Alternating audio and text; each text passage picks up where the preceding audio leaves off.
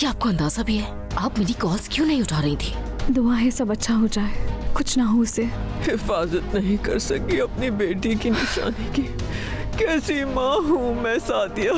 जुनैद वहाँ पर है, अगर किसी चीज की जरूरत हुई तो वो संभाल लेगा। क्यों इतना इंतजार करवा रही हो तुम? मैं हाथ पे हाथ बांधे खड़ा तुम्हारे लिए कुछ कर भी नहीं सकता। सुल्ताना मेरे मुंह पे थप्पड़ मार के चली गई, लेकिन अभी तक तुम उस औरत से माफी नहीं मंगवा सकी। फिलिस को ऐसी हालत में छोड़कर मैं कैसे कुछ खा सकता हूँ बताओ? सुल्ताना साहिबा वहाँ है, वो चली जाए तो तुम फिलिस को देखने जाना। मैंने तुम्हें बताया था ना कि मुझे एक नंबर से कॉल्स आ रही हैं। ये मेरे घर के पास की फुटेजेस हैं, इन्हें देखो और मालूम करो कि कौन है। अगर मेरे जाने के बाद उसी आदमी ने यहाँ आकर जनान को कोई नुकसान पहुँचाया हो तो फिर? आज इस मुश्किल में मैंने तुम्हें डाला है, ये सब नसरीन की हसद की वजह से हुआ है। भारी कीमत चुकानी होगी उसे। अपने पसंदीदा ड्रामे देखने के लिए हमारे YouTube चैनल को सब्सक्राइब करें। आन, रिश्तों की पहचान।